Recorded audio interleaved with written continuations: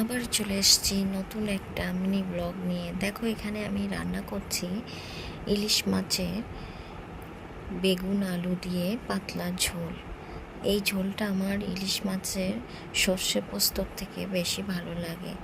দেখলে প্রথমে আমি মাছগুলো ভেজে নিয়েছি, তারপরে ওই তেলের মধ্যে দিয়ে দিয়েছি কালো জিরে, তার মধ্যে দিয়েছি বেগুন আর আলু, পরে দিলাম টমেটোটা দিয়ে সুন্দর করে নেড়েচেড়ে কষিয়ে নিচ্ছি। এরপরে দিয়ে দিচ্ছি পরিমাণ মতো নুন, তারপরে হলুদ গুঁড়ো আর দিয়ে দেব লঙ্কা গুঁড়ো।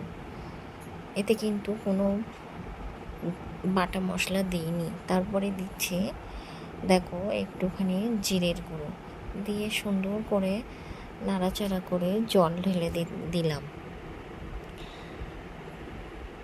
তারপরে জলটা ফুটছে, এখানে দিয়ে দিচ্ছি আগে থেকে ভেজে রাখা ইলিশ মাছগুলো আমি খুব একটা ভাজিনি, হালকা হালকাই ভেজেছিলাম। তারপরে ঢাকনা দিয়ে কিছুক্ষণ ফুটতে দেব। দেখো ফুটে তৈরি হয়ে গেছে আমার বেগুন দিয়ে ইলিশ মাছের ঝোল।